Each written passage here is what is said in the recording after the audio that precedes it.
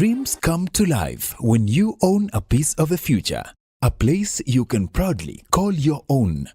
And that dream is now within your reach. Ingenious Land and Properties Limited. Discover our projects, each offering you the opportunity to invest in your future. Piave Baraka Gardens, just 549,000 shillings. Miti Mingi Baraka Gardens, an incredible value at 349,000 shillings. Gilgil Langalanga Gardens, your dream home for only 349,999 shillings. Subukia Baraka Garden, secure your future for just 150,000 shillings. Sunrise Baraka Gardens at only 699,000 shillings. For more information and to reserve your spot, contact us on 0723 777 555. Visit www.ingeniouslandandproperties.com. Visit our offices in Nairobi at Unicity Mall Rooms 26 along Thika Road, Gilgil office next to Chawaka Supermarket, and Nakuru office CK Patel Building 8th floor Wing A. Ingenious Land and Properties Limited. Secure your future with us. Step into a world of beauty and elegance where we bring you the latest and trendiest beauty products and equipment that cater to your every need. From luxurious skincare essentials infused with natural African ingredients to a wide array of makeup products that celebrate the diverse beauty of East Africa, we have it all. At East Africa Cosmetics, we understand that beauty comes from within. That's why we also offer a hand-picked selection of holistic wellness products to nourish your body and soul. With our state-of-the-art beauty equipment, you can now bring the salon experience to the comfort of your own home. Discover top-of-the-line hair dryers, beauty tools, and grooming essentials that will leave you looking and feeling your best. Whether you're a makeup enthusiast, a skincare devotee, or a salon professional, East Africa Cosmetics is here to support your beauty journey every step of the way. But wait, there's more. Our knowledgeable and friendly staff is always ready to assist you in finding the perfect products tailored to your unique style and preferences. So, why wait? Visit us today at Jala Plaza Nakuru, Gusii Road adjacent to Kenyatta Avenue on your way to Tidy's Hotel, or Carnation Building along Mosque Road opposite Showmut Plaza. Call us on 0721 340 643. Visit our social media platforms, East Africa Cosmetics. And let East Africa Cosmetics be your trusted partner in beauty and wellness. East Africa Cosmetics, where East Africa's beauty comes to life.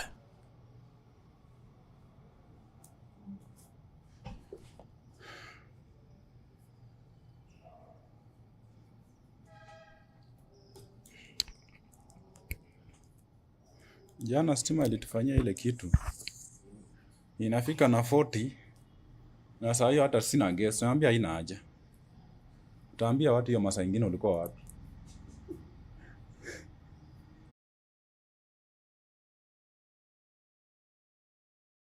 Step into a world of beauty and elegance where we bring you the latest and trendiest beauty products and equipment that cater to your every need. From luxurious skincare essentials infused with natural African ingredients to a wide array of makeup products that celebrate the diverse beauty of East Africa, we have it all. At East Africa Cosmetics, we understand that beauty comes from within. That's why we also offer a hand-picked selection of holistic wellness products to nourish your body and soul.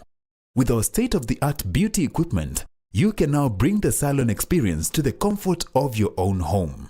Discover top-of-the-line hair dryers, beauty tools, and grooming essentials that will leave you looking and feeling your best. Whether you're a makeup enthusiast, a skincare devotee, or a salon professional, East Africa Cosmetics is here to support your beauty journey every step of the way. But wait, there's more. Our knowledgeable and friendly staff is always ready to assist you in finding the perfect products tailored to your unique style and preferences. So, why wait? Visit us today at Jala Plaza Nakuru, Gusii Road adjacent to Kenyatta Avenue on your way to Tidy's Hotel, or Carnation Building along Mosque Road opposite Showmut Plaza. Call us on 0721 340 643. Visit our social media platforms, East Africa Cosmetics. And let East Africa Cosmetics be your trusted partner in beauty and wellness. East Africa Cosmetics, where East Africa's beauty comes to life. Dreams come to life when you own a piece of the future, a place you can proudly call your own. And that dream is now within your reach. Ingenious Land and Properties Limited. Discover our projects, each offering you the opportunity to invest in your future. Piave Baraka Gardens, just 549,000 shillings. Miti Mingi Baraka Gardens, an incredible value at 349,000 shillings.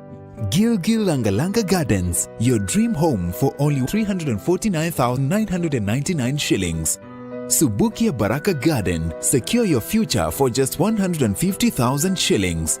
Sunrise Baraka Gardens at only 699,000 shillings. For more information and to reserve your spot, contact us on 0723 777 555. Visit www.ingeniouslandandproperties.com. Visit our offices in Nairobi at Union City Mall Rooms 26 along Thika Road, Gilgil office next to Chawaka Supermarket, and Nakuru office CK Patel Building 8th floor Wing A. Ingenious Land and Properties Limited. Secure your future with us. Are you passionate about media, communication or learning sign language? Welcome to Mamlaka School of Media and Sign Language, where we transform passion into profession. We offer comprehensive courses in Kenya Sign Language and Interpretation, ideal for anyone looking to bridge communication gap and make a difference in people's lives. Explore the exciting world of journalism and mass communication, or capture breathtaking moments through videography and photography. Our TV and film production courses will set you on the path to success. Master the art of live streaming and become a pro in radio production. We also nurture entrepreneurial minds with our entrepreneurship skills program. And for those eyeing international opportunities, we offer test of English as a foreign language. Enjoy flexible fee payment options tailored to fit your budget. Experience high-quality professional studies that equip you with essential skills. Benefit from attachment placements in reputable media houses, giving you real-world experience. Grow in an environment grounded in Christian values and a commitment to discipline, ensuring a well-rounded education. We are proudly hosted by Mamlaka Television and Chosen Generation Church. Enroll today and step into your future. For more information, call, text or WhatsApp us at 0700 899 899.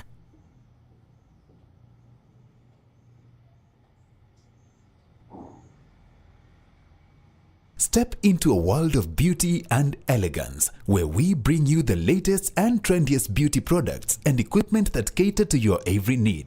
From luxurious skincare essentials infused with natural African ingredients to a wide array of makeup products that celebrate the diverse beauty of East Africa, we have it all. At East Africa Cosmetics, we understand that beauty comes from within. That's why we also offer a hand-picked selection of holistic wellness products to nourish your body and soul. With our state-of-the-art beauty equipment, you can now bring the salon experience to the comfort of your own home. Discover top-of-the-line hair dryers, beauty tools, and grooming essentials that will leave you looking and feeling your best. Whether you're a makeup enthusiast, a skincare devotee, or a salon professional, East Africa Cosmetics is here to support your beauty journey every step of the way. But wait, there's more. Our knowledgeable and friendly staff is always ready to assist you in finding the perfect products tailored to your unique style and preferences. Naam, karibu tena mtazamaji. That has been a very short commercial break. For now, allow us to have a look at the front page of the Daily Nation and at the Standard tuweze kujua ni yapi ambayo yamejiri. Tayari tumekwisha angazia habari katika gazeti za kidijitali, na asanteni sana kwa wale ambao wanaendelea kuwasiliana nami kupitia mitandao zetu za kijamii on Facebook, Mamlaka Television, and on YouTube, Mamlaka Television. Now, on the front page of the Daily Nation, you have stories that are making headline. And of course, I see we have what will be happening in Emurua Dikira. Kutakuwepo na uchaguzi kuchagua mbunge. Hii ni baada ya kifo aliyekuwa mbunge wa eneo hilo Emurua Dikira, Mr. Johana Ngeno, na ambaye aliweza kuhudumu kuanzia mwaka wa 2013 hadi mwaka jana, wakati ambapo aliweza kuaga dunia kupitia ajali ya ndege. Now, allow me to have a look at the story on page number 10. This is the story about education. We are being told that education, 30,000 teachers are set for promotions. This is a good report for teachers. We are being told that 30,000 teachers are set for promotion, or rather promotions. And we are being told that the Teacher Service Commission says an extra allocation of 2 billion shillings by Treasury will facilitate the promotions once the Parliament approves the budget. Once the Parliament approves the budget, then we will see another 30,000 teachers being promoted from their job position to another session, or rather another sector, sorry. And that is the story on page number 10. About health, we have the story on page number 2. SHA report shows what is ailing Kenyans. More than 1 in every 5 claims are filed with the Social Health Authority by hospitals across the country is for a respiratory condition. Kenyans are seeking treatment, mostly for coughs, stomach problems, and fever. But chronic diseases take the largest share of spending despite fewer claims. Ni yali ama ni kitu gani ambacho kinawaumiza sana Wakenya ikifika na upande wa afya? Tumeeleza kwamba Wakenya wengi wamekuwa wakielekea hospitalini kupata matibabu kutokana na kukohoa na maradhi mengine tofauti. Lakini kwa kile ambacho kinaumiza zaidi, we have chronic diseases that is taking the largest share in the claims under the new health authority, SHA. That is the story on page number 2 on the front page of the Daily Nation. Now, this is our headline on page number 4 and number 5. It is a showdown. A showdown. Ruto Gachagua parties clash in Emurua Dikir. Ruto Gachagua parties clash in Emurua Dikir. This is the story on page number 4 and number 5. And you have a total of 44,557. And this is the number of voters, or rather registered voters in the constituency who are eligible to elect their next representative in the National Assembly. We have a total of 44,457 registered voters. This is the number of the people who are qualified to elect their next member of parliament, or rather the next representative in the National Assembly. And we're being told that head-to-head, the United Democratic Alliance, this is the UDA party, has won 5 of the 8 recent parliamentary by-elections. The other 3 are being secured by ODM, its broad-based government partner. But the bid by President William Ruto's party to recapture the Emurua Dikir constituency seat is today's by-election faces the fiercest competition yet from Democracy for the Citizens Party, this is DCP, of his former Deputy President Rigathi Gachagua. Who will prevail in this battle of the titans? Ni swala ambalo linaulizwa. Tunasubiri tuweze kujua ni nani ambaye atakuwa mbabe katika maeneo haya, na unapata kwamba ngome hii ni Rais William Samoei Ruto. Tutajaribu kuangazia tuweze kujua ni nani ambaye atakuwa anatoa ushindi. We have David Keter, the 3-time opponent of Ngeno, won UDA's nomination narrowly polling 13,749 against his challenger 13,399. Ni swala ambalo linaangaziwa katika ukurasa huu wa 4 na 5 katika gazeti la Daily Nation. The showdown will be between David Keter of UDA and of course we have Vincent Rotich. The DCP handed the former MCA a direct ticket, hoping to win a second seat in Narok County after recent Narok Town ward seat victory. This is the story on page number 5. And of course I see we have a photo of the late Johanna Ngeno, the area MP since 2013, who died in an helicopter crash in February. It was this year, sorry, not last year. It was this year, February. Now we are waiting. IEBC, they are still preparing to make sure that they conduct a free and fair election. That's the story on page number 4 and number 5. That's all about the front page of the Daily Nation. And on the front page of the Standard, we have the story on page number 2 and number 3. We are being told that Ruto's mystery calls, President William Ruto's mystery calls, ni habari ambazo zinaangaziwa katika ukurasa wa 2 na wa 3, na tunaweza kwamba samahani, ukurasa wa 2 hadi ukurasa wa 4 katika gazeti la The Standard. We are being told that common thread, President William Ruto's name was yesterday drawn into the separate but unsettling narrative where doctors and political power intersect through phone calls that ended in controversy and loss.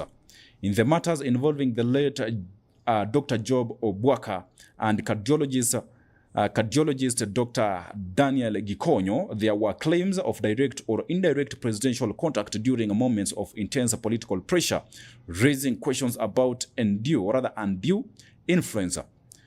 Though unrelated in outcome, the accounts converge a troubling pattern of power reaching into medical and custodial spaces, with the consequences that are still being debated. This is the story on page number 2 and number 4.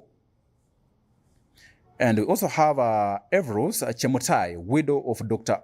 Job Obwaga. Things changed along the way, and they called the office of the president, and he was ordered to withdraw a case in court he filed.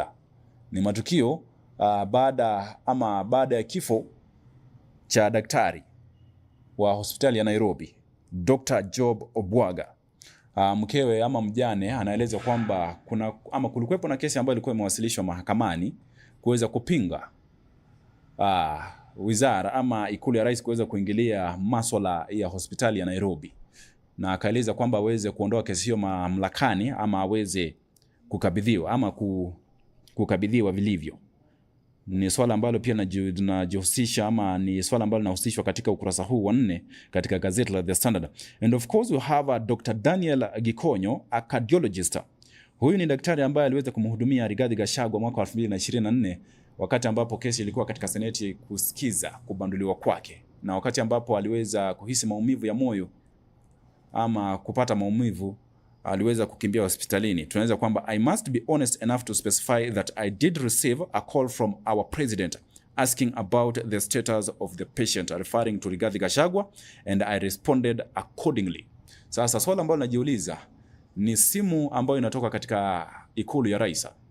Hii simu inaashiria nini kwa kesi ambazo zimekuwa zikigonga vichwa vya habari? Ni swala ambalo tunajiuliza kama Wakenya, kwa sababu hadi sasa tunaona kesi ambayo inamhusisha aliyekuwa naibu rais Rigathi Gachagua pale mahakamani. Wanaeleza kwamba kesi iliweza kuendelea licha ya kuwa Rigathi Gachagua alikuwa anahisi maumivu. He was not in a state of being or rather presented before the Senate proceedings. Na hivyo basi kwa mujibu wa sheria tunaelezwa kwamba kesi haipaswi kuendelea iwapo basi yule ambaye ni mshtakiwa hawezi kujibu masuala akiwa anahisi maumivu. That is one of the reason why we are asking, why was the president calling the personal doctor for Rigathi Gachagua, rather the doctor who was attending to Dr. Gikonyo, who was attending to Rigathi Gachagua during the Senate proceedings ambazo zilikuwa zinahusisha kubanduliwa kwa Rigathi Gachagua. And on the other hand, we are being told that the case that is still in court following the death of Dr. Job Obwaka. Huyu ni alikuwa mhudumu ama daktari wa hospitali ya Nairobi. Pia naye tunaeleza kwamba kuna simu ambayo iliweza kupokelewa kutoka katika ikulu ya rais. Ni masuala ambayo yanazidi kuangaziwa pale. Ni habari ambazo zinapatikana katika ukurasa huu wa 4 katika gazeti la The Sun. Now, as I prepare to have a look at the stories in details, allow us to have a look at our second advertisement, that is East Africa Cosmetics. Kwa wale ambao pia wanajihusisha na kuuza bidhaa za mapambo waweze kunufaika. Let's have a look at East Africa Cosmetics advertisement.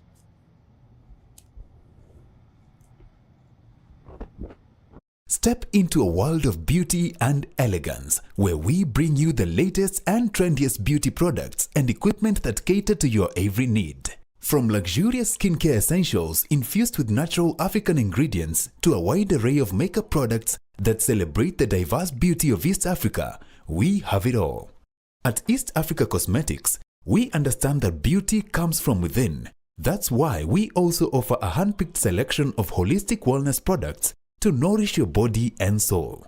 With our state-of-the-art beauty equipment, you can now bring the salon experience to the comfort of your own home.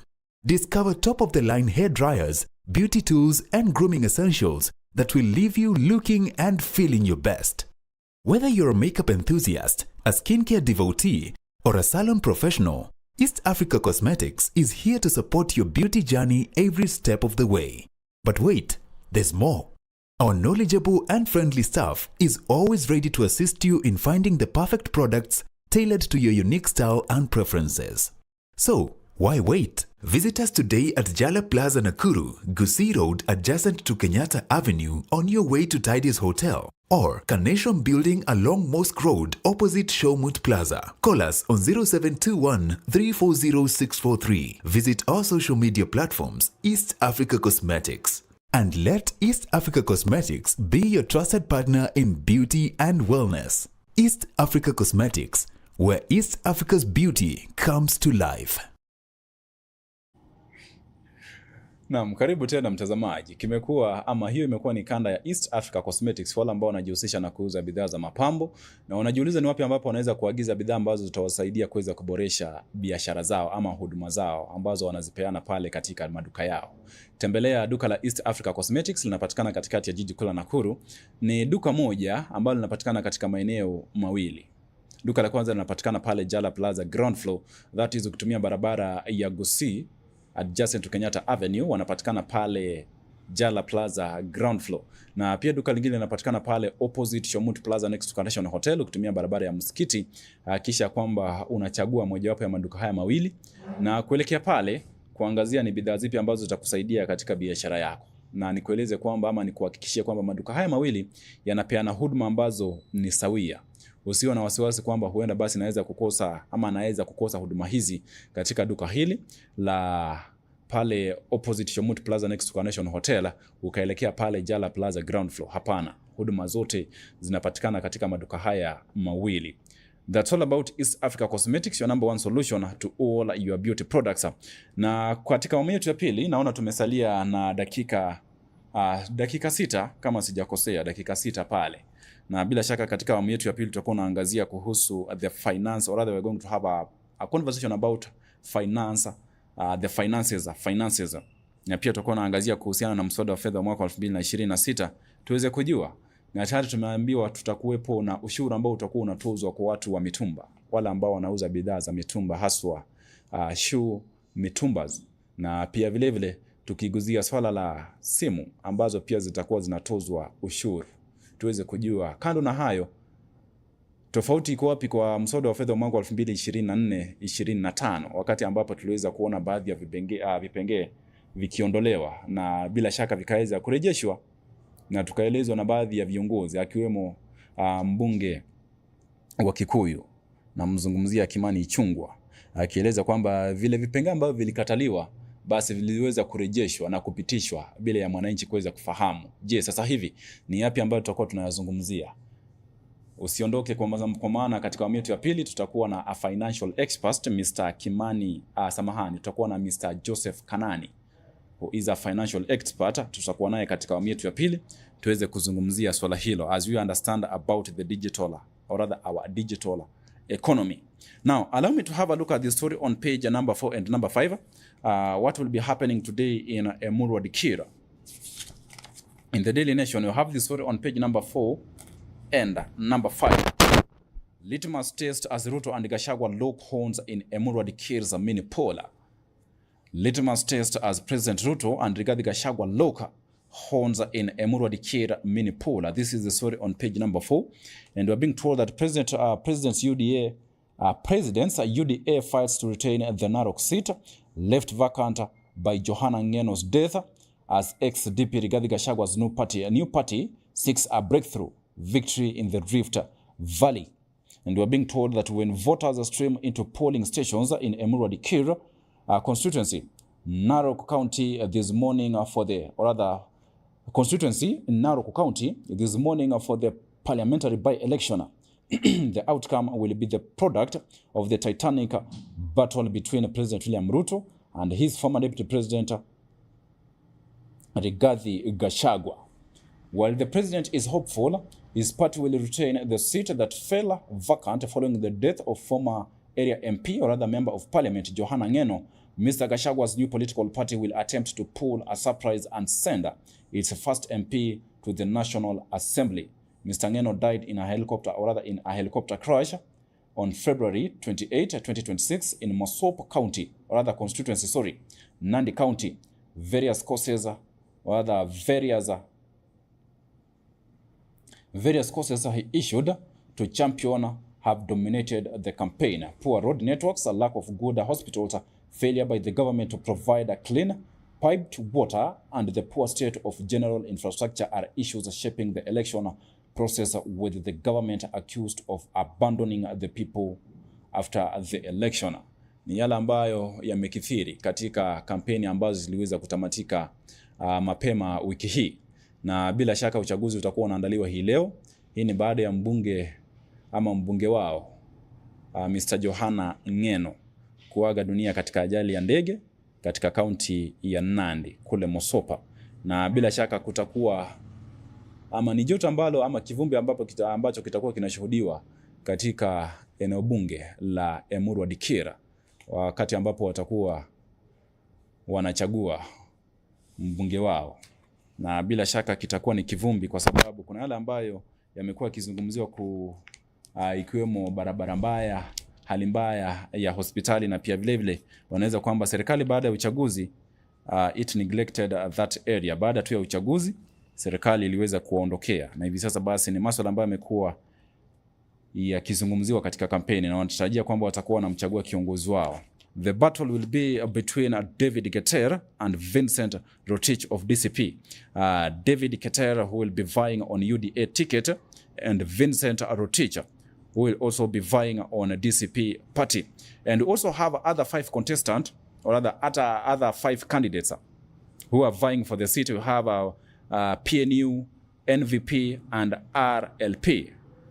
These are some of the parties that have filed candidates, or rather have filled their candidates. Ni swala ambalo linaangaziwa katika ukurasa huu wa 4 na 5 katika gazeti la Daily Nation. And we are waiting, and of course tomorrow morning tutakuwa tayari tumejua ni nani ambaye atakuwa amechaguliwa kama mbunge wa eneo la Emuru wa Dikira. We have Paul Ole Monteita. Anaweza kwamba the fact that UDA top guns did not travel to Emuru wa Dikira to campaign speaks to this political undercurrents, or rather in the region, and the total change of a strategy in the campaigns. Nitakuwa narejelea tuweze kujua. According to Paul Ole Monteita, anasema kwamba the fact that UDA top guns did not travel to Emuru wa Dikira to campaign speaks to the political undercurrent in the region, or rather in the region, and a total change of strategy in the campaigns. Licha ya kuwa yule ambaye ni mgombeaji ama atakuwa anawania kupitia chama cha UDA hakuwa akitembea kufanya kampeni, that is just another strategy to make sure that they protect that seat. Then we are being told that Deputy President Professor Kithure Kindiki, who in a previous election led the UDA brigade alongside cabinet secretaries, also did not travel to the constituency due to what was described as a volatile situation in the ground. The UDA top leadership did not campaign in the area, a major break from the party's campaign manual used in other regions. Narok Governor Patrick Ntutu, despite being the political top figure in the county, kept off the campaign trial, choosing instead to deploy his deputy Tamalinye Koecha to lead the team on the ground. Mr. Ntutu did not previously see eye to eye politically with Mr. Keter, as he supported Mr. Ngeno, the former MP in previous elections, and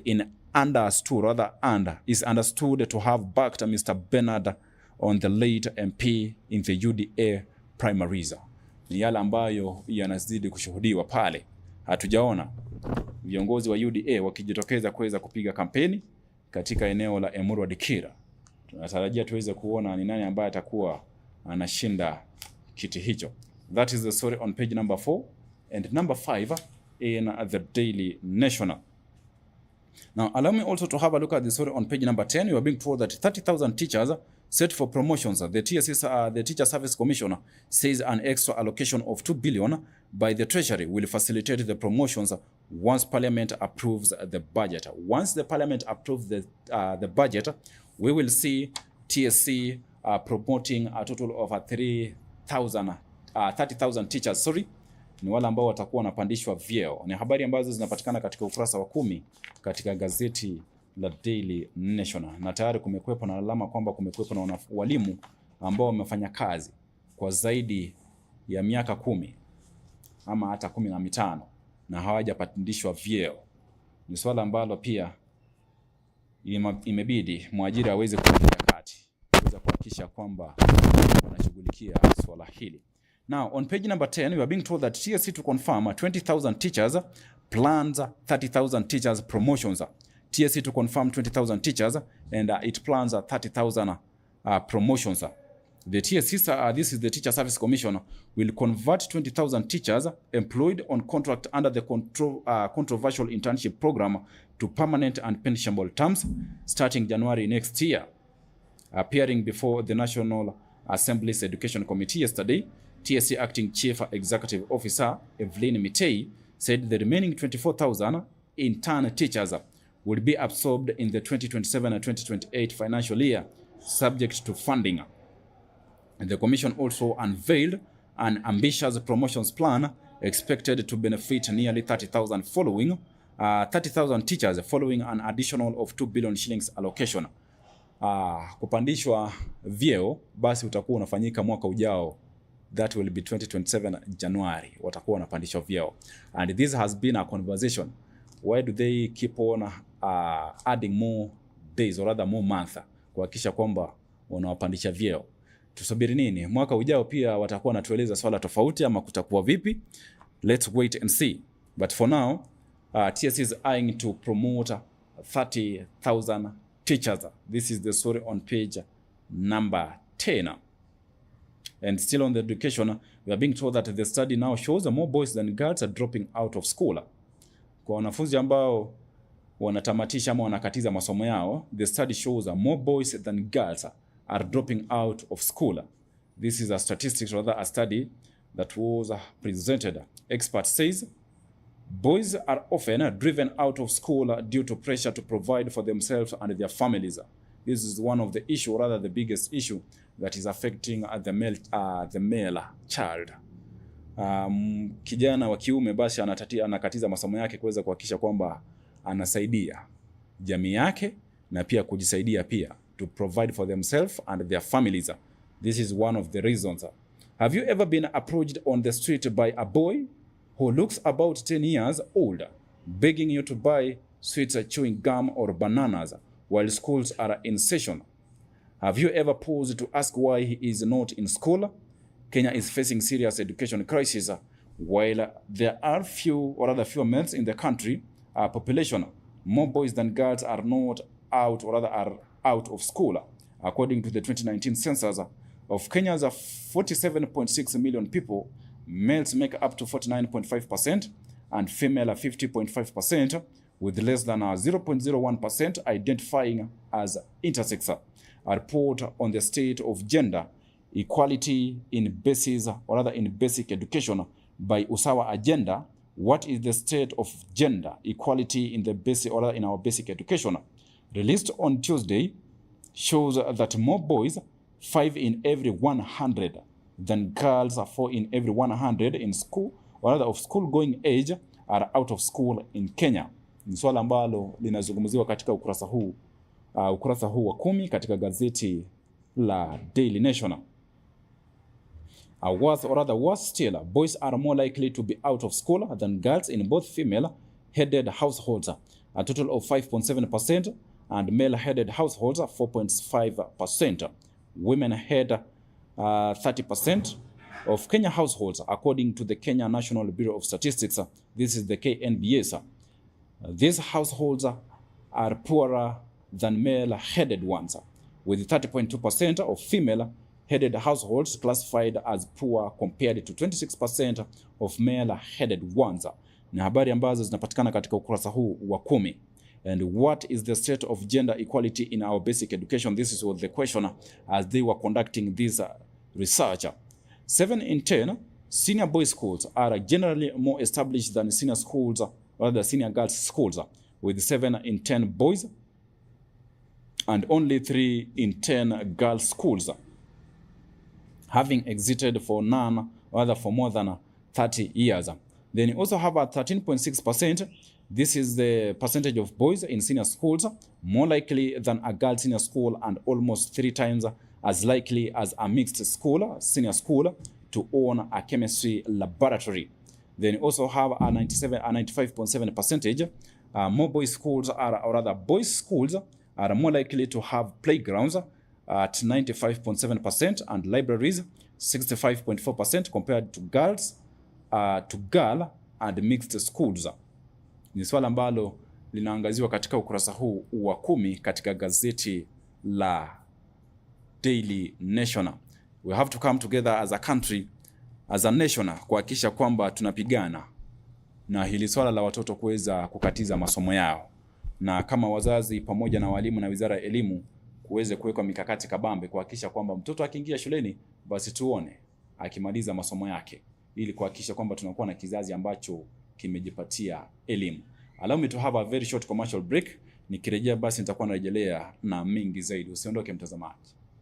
Dreams come to life when you own a piece of the future, a place you can proudly call your own.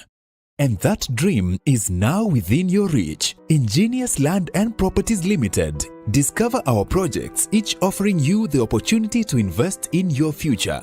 PRV Baraka Gardens, just 549,000 shillings. Miti Mingi Baraka Gardens, an incredible value at 349,000 shillings.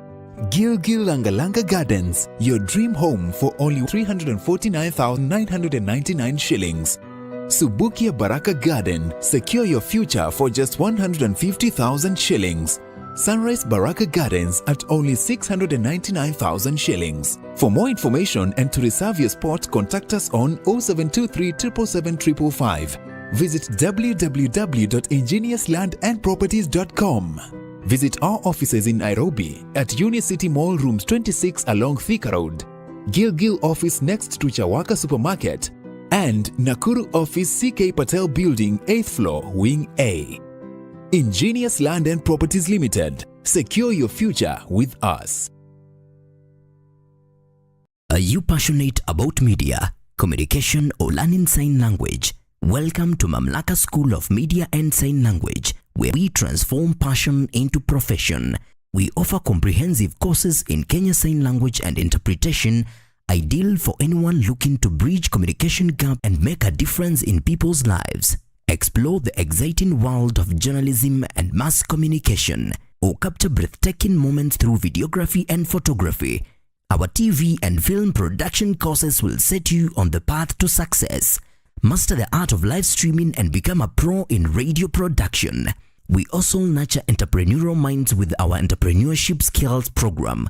And for those eyeing international opportunities, we offer test of English as a foreign language. Enjoy flexible fee payment options tailored to fit your budget. Experience high-quality professional studies that equip you with essential skills. Benefit from attachment placements in reputable media houses, giving you real-world experience. Grow in an environment grounded in Christian values and a commitment to discipline, ensuring a well-rounded education. We are proudly hosted by Mamlaka Television and Chosen Generation Church. Enroll today and step into your future. For more information, call, text or WhatsApp us at 0700 899 899.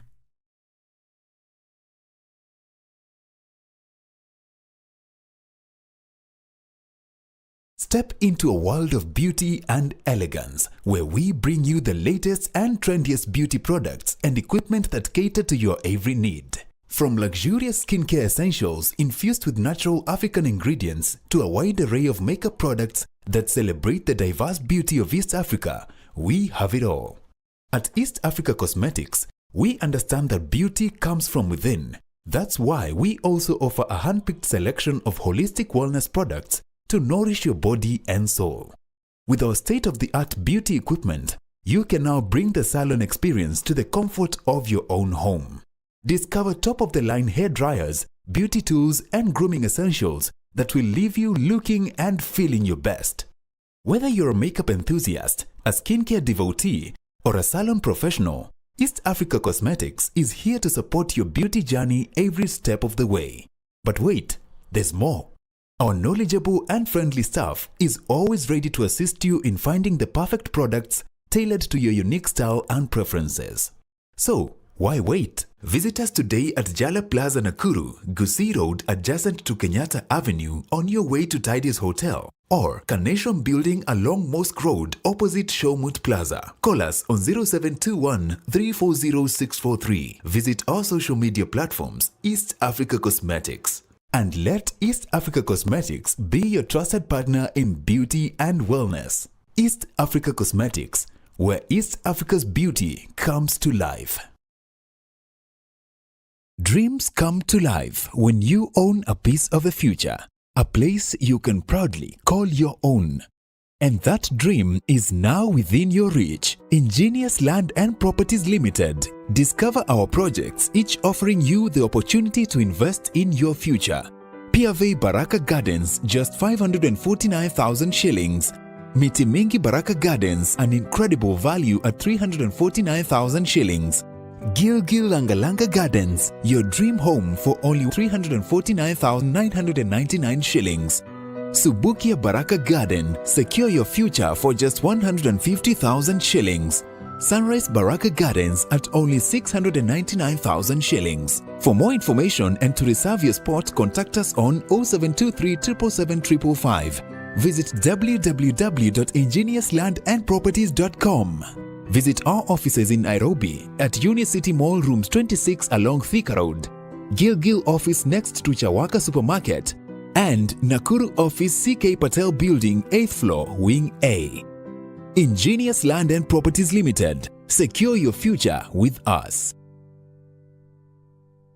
Are you passionate about media, communication or learning sign language? Welcome to Mamlaka School of Media and Sign Language, where we transform passion into profession. We offer comprehensive courses in Kenya Sign Language and Interpretation, ideal for anyone looking to bridge communication gap and make a difference in people's lives. Explore the exciting world of journalism and mass communication, or capture breathtaking moments through videography and photography. Our TV and film production courses will set you on the path to success. Master the art of live streaming and become a pro in radio production.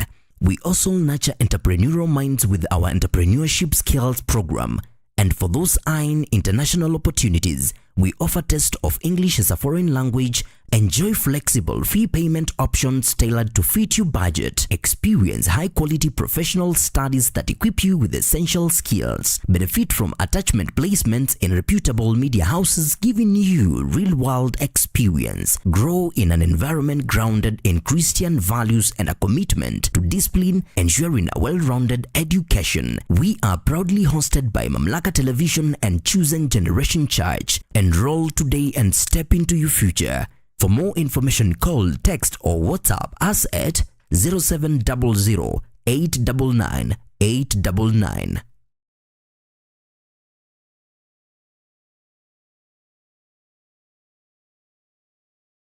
Step into a world of beauty and elegance, where we bring you the latest and trendiest beauty products and equipment that cater to your every need. From luxurious skincare essentials infused with natural African ingredients to a wide array of makeup products that celebrate the diverse beauty of East Africa, we have it all.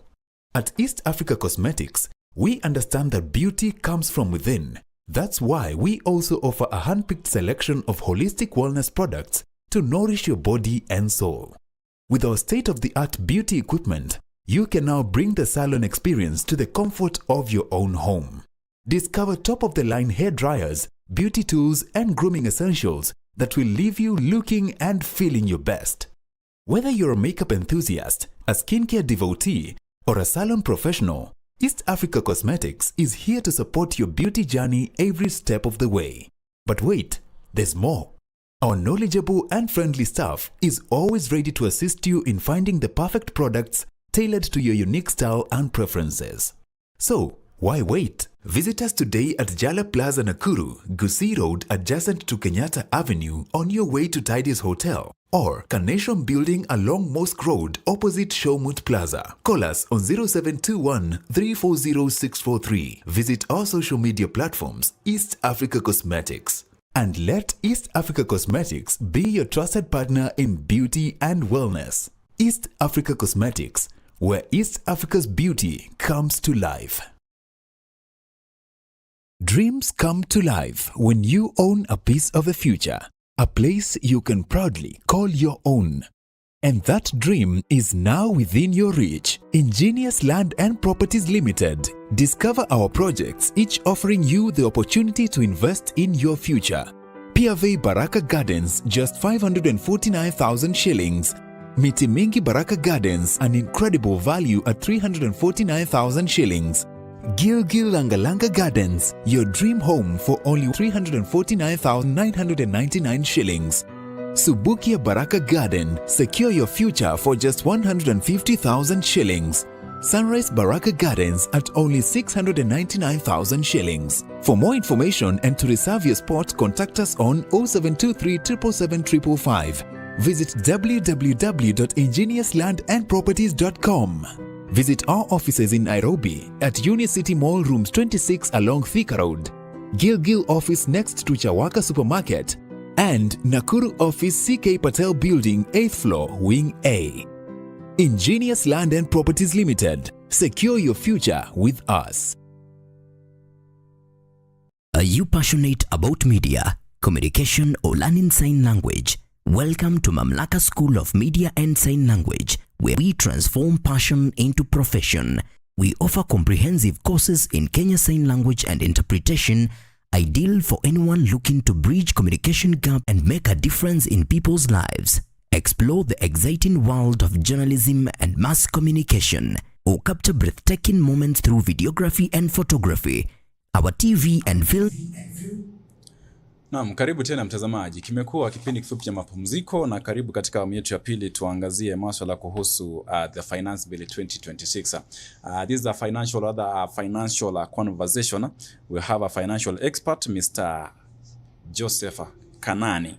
Atakuwa anatuelekeza tuweze kujua. Sasa hivi hatuna joto ambalo tunalishuhudia kando na miaka ambayo imepita. Miaka miwili ambayo imepita, mwaka wa 2025 na pia vile vile mwaka wa 2024. Tutakuwa najiuliza, je, tunaelewa yale ambayo yanapendekezwa licha kuwa kipengee ama vipengee vimewasilishwa pale katika bunge kuweza kujadiliwa pale katika seneti pia vinajadiliwa, lakini ni vyema pia tuweze kufahamu kwa sababu ni masuala kuhusiana na uchumi. Na tunapozungumzia kuhusu the finance bill, kila ambacho Wakenya wanazungumzia ni kuhusu taxation. Swala la kuweza kukatwa fedha ambazo tunakatwa kama za kulipa ushuru. And right now as we are talking right now, we have people who have begun that process of filing returns ili kuweza kulipa ushuru. But for more, allow us mgeni wetu aweze kutueleza ni yapi ambayo yanajitokeza pale na tutarajie yapi. Good morning Mr. Joseph. Good morning to Mr. Derek. Hata mimi nimekuwa salama. Asante kwa kunialika leo. Yeah. Nashukuru sana. Unajua ndio tumepatana tena mwaka huu. Nilikuwa naeleza kwamba umepotea sana. Hata katikati ya jiji la Nakuru hatupatani. Lakini ukiangalia mtandaoni upo. Tunafanya kazi. Still we are giving people value in terms of education, business education, na vitu kama hizo. And it's good as we educate the public. Yes. Tupate kuhakikisha kwamba pia nao wanaelewa kile ambacho kinajiri katika jamii. Naam. For those people who are watching, it's for the first time they are seeing Mr. Joseph Kanani. Can you please tell them who is Mr. Joseph and what do you do? Vile amesema jina ni Joseph Kanani. Na I'm a business consultant. Na we have an organization called Ufalme Wetu. So unaweza tupata kwa ufalmewetu.org. Na pia kwa mtandao we are very active in doing a lot of business sensitization, business education, business classes. So if you're on Facebook, ukitafuta tu Jeff Kanani, or kwa TikTok Jeff Kanani, utatupata and you'll get a lot of value. So that's what we do. Well, thank you. And today we are going to have a conversation about the finance bill. Yes. And likely you are going to base on the Finance Bill 2026. Yes. Okay, it's still in Senate. Yes. They are still discussing on the issue, other aspects that are of public interest. Waweze kujua ni wapi ambapo mwananchi atakuwa nanufaika, na ni wapi ambapo atakuwa pia anapaswa kuweza kufahamu ni vipengee vipi ambavyo vinamfaa zaidi moja kwa moja. But before we have a look in details of what is in the Finance Bill, you know, when we talk about the Finance Bill, why do you think it is important for Kenyans to understand, rather to care about the finance itself, or the finance bill itself? you know, surprisingly, I think it's something that has always been there because before the budget is read at the end of the government financial year, there has to be a bill that is proposed so that it can pave the way for revenue generation in the following financial year. Yeah.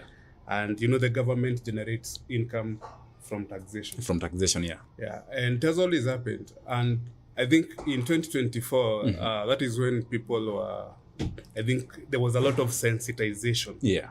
And there were so many bad things that people were looking at, and they were like, oh, this one can't happen. And that is where now there was the Gen Z uprising. Yeah. And I think from that point, every year, now everyone is looking at the finance bill to know what is going to happen before it happens. Yeah. And it's a good thing because right now, the way we are discussing is so that we can sensitize people, so that things that people don't like can be discussed, either amended, removed, you know, just adjusted, something like that. Yeah.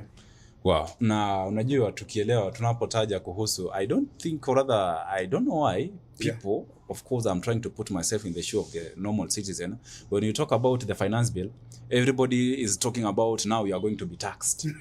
Everything that is going to happen, we are just going to be taxed. Tutakuwa tunakatwa pesa left, right and center. Like we don't see the benefits. No, but that is the nature of a human being. Utaangalia mahali kwanza unafinywa before uangalie mahali una benefit. Lakini in any situation, hata wewe ukijiuliza, mtu mwenye anataka pesa kutoka kwako, I mean, atakuwa je mzuri. There's always that feeling, as much as taxation is important for the development of the country, but because we are the ones who are paying. When you earn an income, lazima upatie serikali kitu. When you sell something, you add value, lazima upatie serikali kitu. And also when you buy something, sasa tax is also put on products, kama mobile phones, nini, you have to pay something. So basically the first thing that taxation will do is to increase the cost of living. The cost of living, Sababu, the cost of many goods or goods that people consume will go up. So the only difference now is it's not on basic goods. Haiko kwa mkate, haiko kwa unga. So those basic goods, tunaweza sema watu hawatapata issue, but there are some things, maybe we shall mention them later, zenye zitafanya watu wasikie uchungu. Okay, right now we are not going to give like let's say a conclusion, because this matter is still in the Senate, as I said earlier. But do you think it is important for the public also to know what is happening? What are the clauses that are being discussed in the Senate? Basically, before every bill passes, there has to be what we call public participation. And the reason why the media is sensitizing this, the reason why it's on, you can download the finance bill from the internet, so that you can also be able to air your views. And for instance, there was a proposal to tax mitumba 5%. Yeah, of course it is there. But news reaching us was that mitumba people went to the CS for finance, they discussed, and I think he reconsidered that fact. So probably now there is no that 5% tax on mitumba. On mitumba, mitumba products. So basically, so it means when the public understand what is happening, when the sector players understand where they are getting the pinch, then they can be able to maybe air their views. And something can happen before it is passed. And right now, we are not experiencing that pressure that we experienced in the year 2024. Does it mean that now the public is aware of what is in the bill? I think yes and no. Because in most cases, the information in the current age travels fast through social media, X, Facebook, TikTok, etc. So meaning, and it has to trend for it to make like some sort of an impact. And the things that make things trend are things that really affect, I mean, a very sharp pain that affects someone. But in this case, I think some of sharp pains in the finance bill are like there will be a 25% tax on mobile phones. But you see, that is not as sharp as having a tax on bread. Yeah. So people are not really that much concerned. And another one, I think this one people don't really understand. Yeah. There will be VAT on money transactions. Money transactions, yeah. Yes. Whether through mobile wallet or any electronic money transfer. But now the question that people are asking is, you know, VAT or value-added tax is supposed to be on the person who is supplying a commodity. A commodity, yeah. Yes. But let me ask you a question now. When you go to a hotel, for instance, yes. you buy food. The seller is supplying to you the food. Yeah. You're just using your mobile phone to pay. To pay. So you're not supplying anything. Then why should you be taxed for that transaction? That's a good question. Yes. And do you think with that question, are we as the citizens, are we sending our views to the Senate or to the people, to the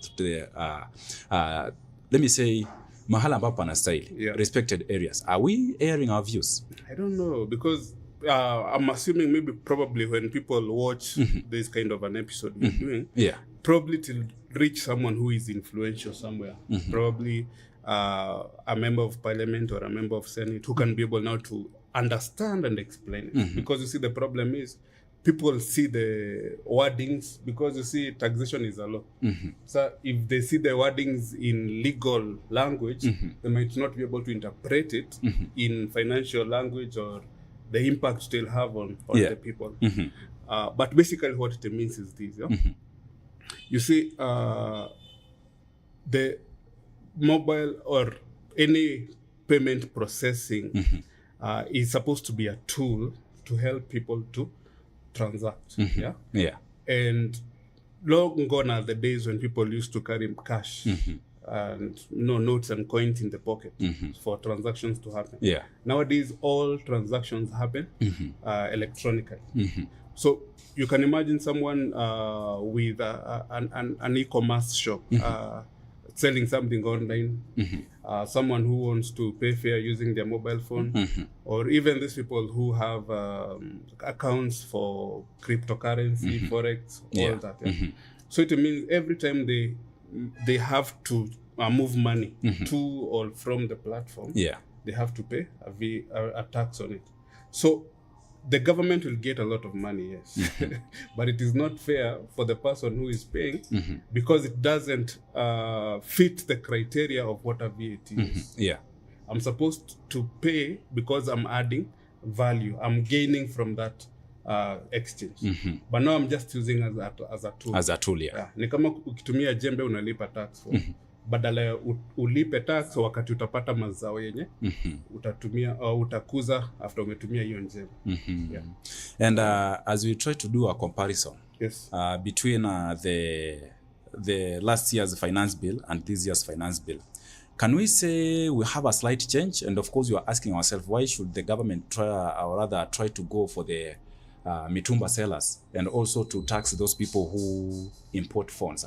And recently, the president during it was on, I think it was on Tuesday, when in a meeting with Mr. Emmanuel Macron, the president for France, and he mentioned something to do with the Kenya manufacturing a digital things to do with the digital economy, and he mentioned something like computers. Do you think we have a difference? Okay, where are we focusing on? Where is the government focusing when it comes to taxation? Honestly, we have to separate now the politics from the reality. The reality, because during such kind of a meeting, you know, the words that come from the political leaders, you know, they're supposed to be words that will fill people with hope, etc. But it's not always the same, because there's a saying that you cannot tax an economy to development. Like, you cannot use taxation as a way of developing a nation. But you can use physical policies or things that involve the government to help promote the economy. Like, if there was subsidies in inputs for maybe whatever you're saying, the digital economies, etc. Yeah. Then that would improve the economy. The economy. Yeah. But you see, it is happening the other way around. That's what he says. But what is happening? Any person who is using or is in the digital economy has to use an electronic money transfer system or processing system. But we are seeing there is taxation in it now. So meaning whatever they will be getting will be less the tax that they will have. Another thing that happened that makes or shows that politics and reality are different. There was a time that they said anyone who is earning 50,000 and below will be exempted from taxation. But it is nowhere in the bill. It is nowhere in the bill, yeah. Yeah. So why they say this, but they do that. Another big difference is initially you mentioned that people are filing returns. Returns, yeah. When the year ends, because the year ends for everyone between 1st of January to that 1st of December, and then you're supposed to file the taxes by 30th of June the following year. Yeah. So file, pay whatever you have not paid, and then the deadline reaches and that chapter is closed. But now they have pushed the deadline from 30th of June to 30th of April. Of April, yeah. But you see, the reason why the 6 months were important was because, one, that is when the companies do the final accounts, they do the audits, they do the reconciliations, they arrange their cash flows, because paying taxes is you're using cash. Yeah. So they used to plan within the 6 months to be able to do all that. Now that has been pushed to 4 months. Another thing is those people who have nil returns, they have to do it by 31st of January. And now the very most crucial thing that is happening is KRA is collecting data before you even file it. Initially, we used to have a situation where we used to call it self-assessment. Like you would assess yourself, file, and make the payment, and you are tax compliant. But right now, every transaction that you do has to go through KRA. That's why they have the e-teams, for instance. That when a business makes a sale, that sale goes through the e-teams. So there has to be an electronic invoicing. And that so that the customer who buys that product has to also provide their PIN. Their bill, so that the system, that is KRA system, records the sale by the person who sold and the purchase by the person who bought. So by the time you're going to file the returns, they already have your data. So anything that is not in the iTax or in their system, you have now to prove whether it was an expense or an income or capital, etc. Okay, before we head into the digital economy and of course the youth, because the 2024-2025 financial bill, we saw the young generation who came up trying to oppose that bill. And of course, the president was forced to drop it. And unfortunately, we heard from our leaders that those bills that we rejected, we had some aspect that we rejected, but it was passed secretly without us knowing. And I feel there's going to be some changes to this year's bill, financial bill. Now, I'm asking myself, are we likely to see inflation, rather increase inflation, if this bill passes? Keeping in mind that, of course, you have mentioned to do with those people who are earning 50,000 and below, they were going to be exempt from paying tax, right? Or that to be we had a small amount that was being cut, but we have not seen it in the bill. And of course, hatutaona wakipunguza mahali pengine kwamba hapa tutapunguza ushuru. Of course, we are mentioning to do the same things to do with the 16% to 8% that of the VAT. Are we going to experience or to see increased inflation if this bill passes the way they produced it or they presented it to the Senate? That's a very good way of looking at it, because one, you have to understand the things that they passed in 2024, and as you're saying, secretly, you see, it's likely to happen. For instance, right now, people are happy that the mitumba tax is not there. Is not there. But we don't know, after the tax bill, after the finance bill passes, the budget is read, and then Parliament starts to amend things. As you're saying, secretly, it might be introduced. But the reason why maybe we are not saying that there is a lot of changes is because the things that were introduced are still there. Are still there, yes. Like all the deductions, for instance, the housing levy, they're still there. So meaning the payslip of an employee doesn't change. He doesn't get any kind of relief. He's still paying the same tax. And of course, we had a conversation that the salary that they get a half. A half of it is going to the government. Yeah. So, are we going to see some changes? No, because you see, the biggest change was supposed to be for anyone earning. You see, right now, anyone earning below 24,000 shillings, yes, he gets the deductions. Like you'll have to pay that is around 731 shillings. Sorry, yes, if I'm not wrong. Yeah, you have to pay the housing levy and all that, but you are exempted from paying the pay as you earn. As you earn, yeah. And anyone who was earning above 24,000 now has to pay the taxes, and that reduces his takeaway. His take-home cash. So if they had kept the promise that anyone who is earning below 50,000, so it means someone who is earning 50,000, would be able to save at least 10,000 shillings. So that would mean he'd have more disposable income, and the economy works in I don't want to say in a mysterious way, but it's a cause. Something has to cause something else to happen. For instance, if everyone who was earning 50,000 now has an extra 10,000 shillings in their pocket, it means now they'll be able to spend more. So it means the people who are selling will have more income. Because everyone who was earning 50,000 has an extra 10,000, and now they're spending this 10,000 on goods and services. And through that cycle, the economy generates more income. And at the top, when the businesses now report their profits, that is where the government would be able to collect that tax that they have exempted the people from paying.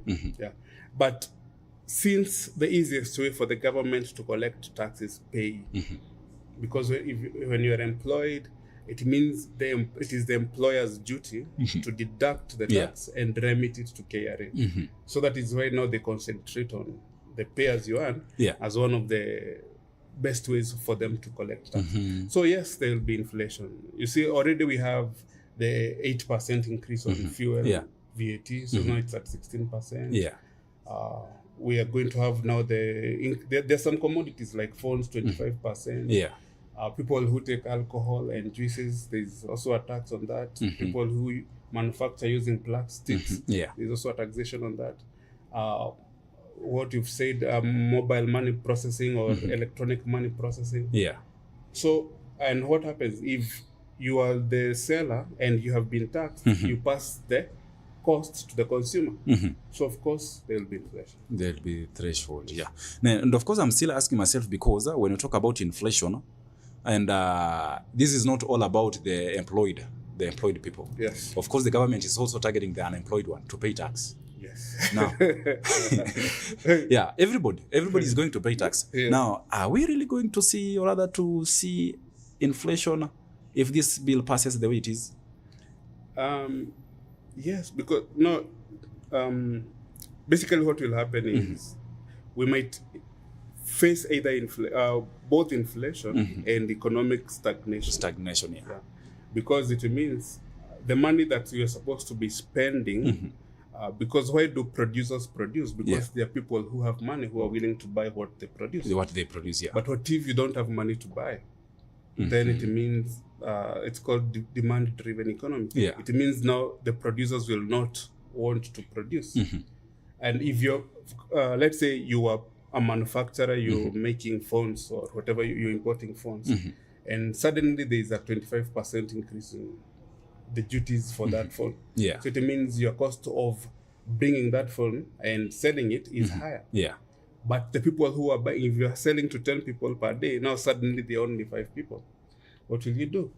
Since your profit will reduce, you'll now either fire some people. You say, no, I don't need 3 assistants. You offload some workers. I need one. So it means all these people's income has gone also. So in a way, it is stagnating the economy. The economy, most of the people, maybe there's a very big percentage in Kenya that is dependent on the people who are working. Yeah. The old people, the young people who still depend on their parents, and also the unemployed who depend on maybe their families and all that. Yeah.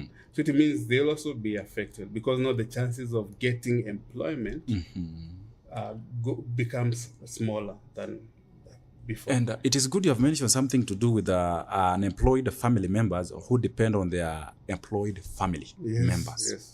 And when we talk about inflation, we found out that, okay, it is good you have said, it is either we are going to experience a stagnation, because I'm thinking, if my family is depending on me because I'm employed, and I still have the same income, and from that salary, I'm paying tax. Yes. And not just about tax, they have introduced some more things. And I also have my personal life. Now I'm asking myself, am I growing? Are we really growing, or we are stagnant? No, it's a very good question. Yeah. And it doesn't only affect the employed people, because even the business people. Business people, And I think it even affects the business people more than even the employed, because as I've told you initially, it was possible to do what we called self-assessment. You basically what happens in taxation is they tax the profits, certain percentage, 30% for instance, and the profit is your income, what you've sold minus your expenses, what you've incurred to make those sales.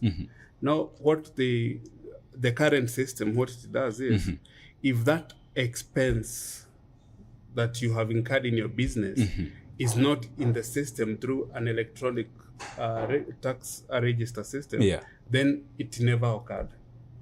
You see, you have used a motorbike to send goods from point A to point B. You do deliveries and you use a motorbike. And every day maybe you spend 1,000 shillings to deliver those services. products. But the motorbike guy never gives you an ATM's receipt. So the 30,000 that you spend on motorbikes every month will not be in the system, and therefore you'll not be allowed to deduct it as an expense. And there will be no room for discussion. Okay. I see our time is running very fast. Okay. And I'm sorry, I think we have to have a look at these issues. But before that, we mentioned something to do with the digital economy and youth. And it is good because I see my brother James here, James Maina, is asking what is digital economy.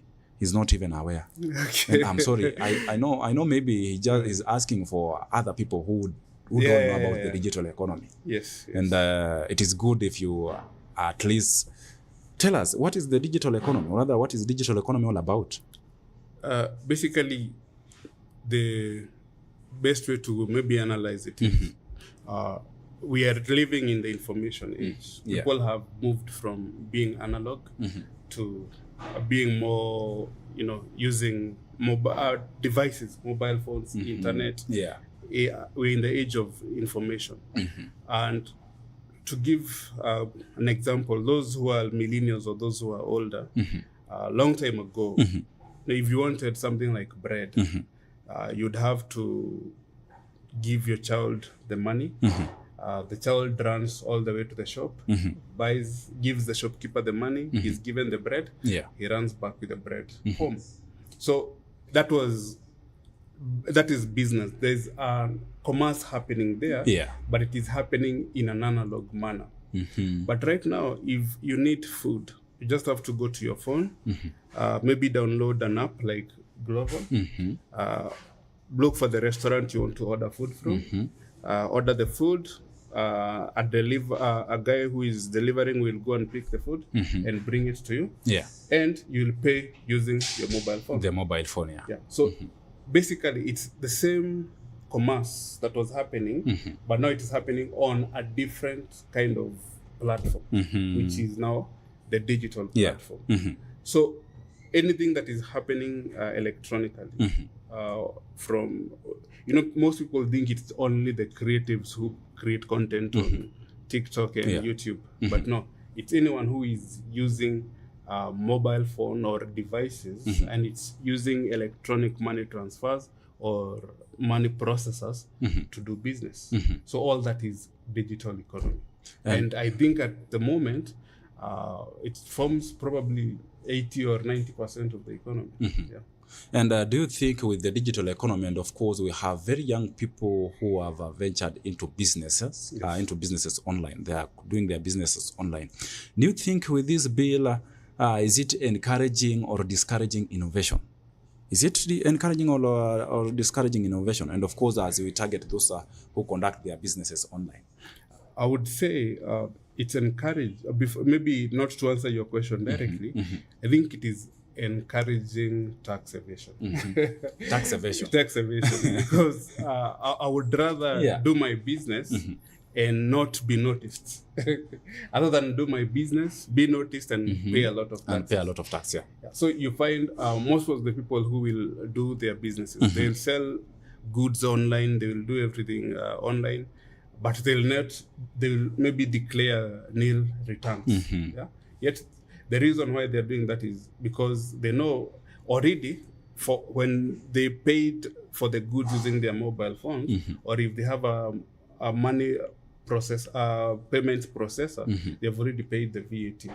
So why should then again their profits be taxed? So they will probably do what we call tax evasion. Tax evasion, in terms of innovation, I don't think taxation can hinder innovation, because innovative people are driven by other factors to solve pains, to solve problems, not merely taxation. But I think it is the government's duty to support the innovators. The innovators, And the best way to support them is to give them incentives that will make their life easier. Like, I know places where if you are an innovator, you're given like a tax holiday. You're told maybe for the first 3 years you not pay taxes. But right now, the platforms where innovations happen, like the virtual assets platforms, places where people trade cryptocurrencies, they do forexes, platforms that carry the money processors and all that. Actually, the government is being very strict on them. For instance, they're saying, if you fail to make to declare a return on a virtual service provider, the penalty is 100,000. Is 100,000, If you fail to, the penalties go up to about 2 million shillings. So it makes it hard for people who are using those platforms to comply. And even when they have complied, they're always in fear that they will be caught with by something, and that something will result in a very hefty penalty. And do you think with this environment, are we attracting investors or we are risking everything? You talked about when you talk about online businesses, maybe some of them want to avoid paying tax or rather to file returns, or rather they will file nil. Yes. With this business environment, are we attracting investors or we are risking everything? I think we are risking. We are risking because for the economy, the environment, the mood, politically, the goodwill has to be there for investors to be able to drive. And when you look at investors, not just the foreign investors, even Kenyan investors. And that's why people choose, because of all these things that are happening on businesses. The best way to grow the economy is for people to start and run businesses. Run businesses, But people would rather take their money and save. Take their money and put it in money market funds. Take their money and buy shares. Or the amount of money that is invested, because there are two types of investment. You can invest in a business, or you can invest in the money market funds, the shares, etc. imagine if the amount of money that is invested in those securities, those money market funds, was being used to start businesses that employ actual people, businesses that have supply chains, businesses that affect more than one person. One person, it would make a big difference. But now, as an investor, I would rather my 1 million shillings, instead of starting a business and facing all these problems, put it in a money market fund and get my small 12% per year. And move on with life. So it has we are risking. In your opinion, we are trying to risk everything. But again, we have to look at the other aspect of the government now. Its strategy, because the main agenda, or rather the main purpose of government collecting tax or other revenue, you find out that maybe it has plans to make sure that it also on issues to do with the development and other issues like creation of infrastructure, if I'm not wrong. It's true. And now, the government is planning all these things. Yes. How does it now deal with the debt? Of course, we have heard recently that it is planning to spend more than 1.3 trillion shillings to pay debts. The psychology of the taxpayer is also very important in this aspect. That if my taxes were being collected and I can be able to move from point A to point B very safely, the roads are very okay, there is a lot of security, the teachers are well paid, the doctors are well paid, they're not complaining, every school gets its capitation on time, there's a lot of development, I would feel good paying taxes, right? But if it happens the other way, that yes, I'm paying taxes, but the roads that were promised are still not built. The hospitals hospital facilities don't have enough equipment. Children are still at home because they can't find places in school. It's supposed to be free or something like that. There's a lot of insecurities in some areas. So as a taxpayer, I psychologically feel like, okay, I'm paying taxes, but my money is not being spent right. And from the media, we find all these things like where an institution like the State House spends a lot of money. That is allocated to it, when that money could have been used maybe for other things. And also the fact, there's so many contradicting facts. Like, for instance, there was the government is doing a lot of privatization. But it's privatizing important national assets, like the Kenya pipeline. Was it the Kenya pipeline? The Kenya pipeline. That was people were buying shares the other day. To raise money for development. And then at the same time, Kenya it's spending almost the same amount of money to create the SHA system. It doesn't make sense, right? It's like cancelling each And other. I remember the amount that was allocated, or that was set aside, it was around 104 billion shillings here. That's a lot of money. And if it's the same amount that was raised from the privatization, so it means it's not going towards development. And as you know, politically, most of these things have hidden agendas. They have shareholders, as we have always been told. So psychologically, for the taxpayer will never be happy. They'll never be satisfied. And the fact that also the debt consumption is very high. It's very, very high. And the statistics show that I think about half of the tax revenue is used to pay not even the debts, the debt interest. You can imagine. And when you when you have a look at the events, you find out that even politicians have been addressing this issue. Like, for example, the issue of the Mau-Rironi Road Summit. They said we had a company that was awarded this contract from France, a French company.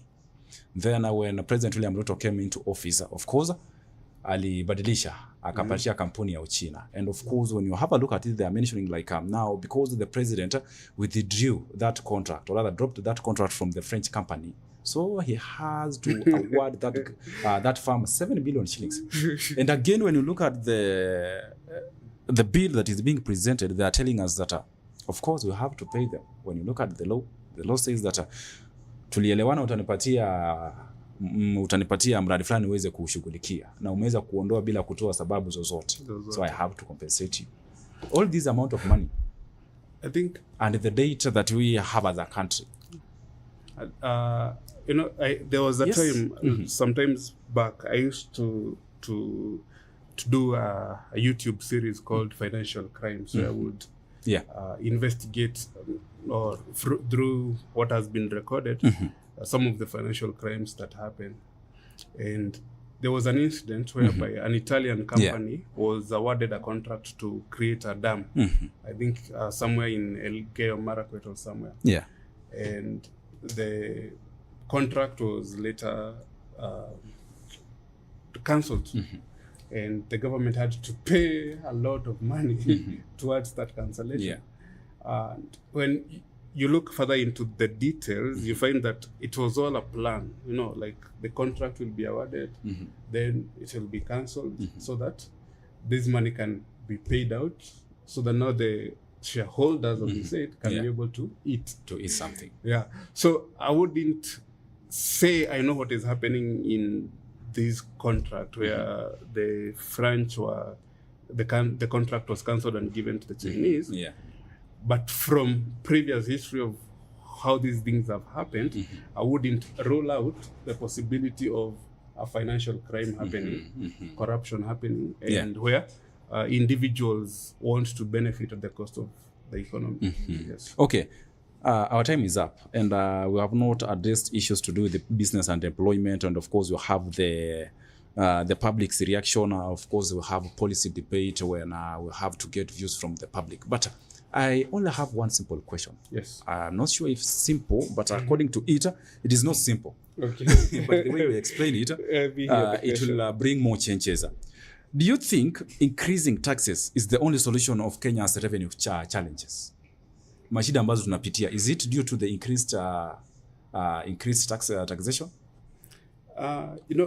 Fortunately, in Kenya, there are a lot of thinkers, a lot of economists, a lot of people who have goodwill for the country, a lot of people who can be able to model economic models that can be able to, generate revenue, generate income, etc.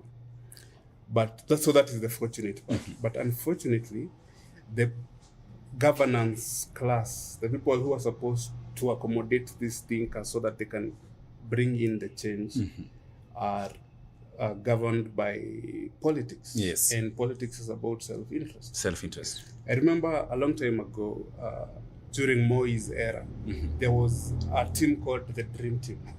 The Dreaming Team. I think they're still dreaming. The Dream Team was supposed to bring about economic changes.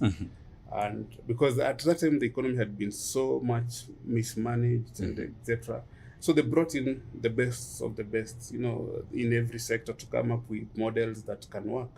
And I believe, but okay, as you'd expect, they were not implemented. So even today, those kind of thinkers are there. And as I said before, there is no country, there is no economy that has ever developed because of overtaxation. Overtaxation, yeah. So, yes, there are ways that the country would develop. There are ways if, for instance, things like devolution. Yes. There's this thing that people usually say, like the fact that there is devolution, but every ministry headquarters is in Nairobi is already a fail in itself. Assuming that the Ministry of Health headquarters was in Kakamega, for instance. Yeah. I'm just giving an example. Yes, yeah. It would mean every worker that works in that ministry would have to relocate to that town. So the economy of that area somehow would have to grow because people would have to look for housing, would have to look for transport, they would have to look for food, etc. If the Ministry of Tourism was in Mombasa, the headquarters, another ministry, its headquarters was in Nyeri, another ministry, its headquarters was in Turkana. So basically the change of everything is concentrated in the capital center would remove the pressure from the capital and increase maybe or expand the economy in other places. That's just one thought that people have. So I'm saying taxation is not the only way, but unfortunately it's the only way that the Kenyan government seems to have. Yes. Okay, Mr. Kanani, you will allow us to continue with this finance conversation next week. Yes. Because I feel we have other sectors that we have not mentioned. Yes. And it will be good for the public to know. And of course, when decisions are made in the Senate, we all agree of the outcome. Yes. Tusije tukawa na malumbano pale. But for now, allow us to stop there because of our time is up. No problem. Maybe you can just go to my Facebook page, Jeff Kanani, JEPH, and I'll post the finance bill, my views, the changes, the things that will affect us, and then maybe we can go on with the conversation. Yes. Well, thank you so much for coming. Thank you also. Ninashukuru sana. Nashukuru pia. Naam, asante sana mtazamaji kwa wale ambao wamekuwa nasi kuanzia saa 2 hadi sasa tunapoondoka. Nasema asanteni sana hadi siku ya kesho panapo majaliwa. But again, remember we will continue with this conversation next week. Mungu akitujalia. Nitamwalika tena aje atuelezee. Lakini iwapo ungependa kumfuatilia pia hakikisha kwamba unamfuatilia pale katika mitandao ya kijamii kwa sababu amekwisha tueleza. Kwaheri na kutakia mchana mwema.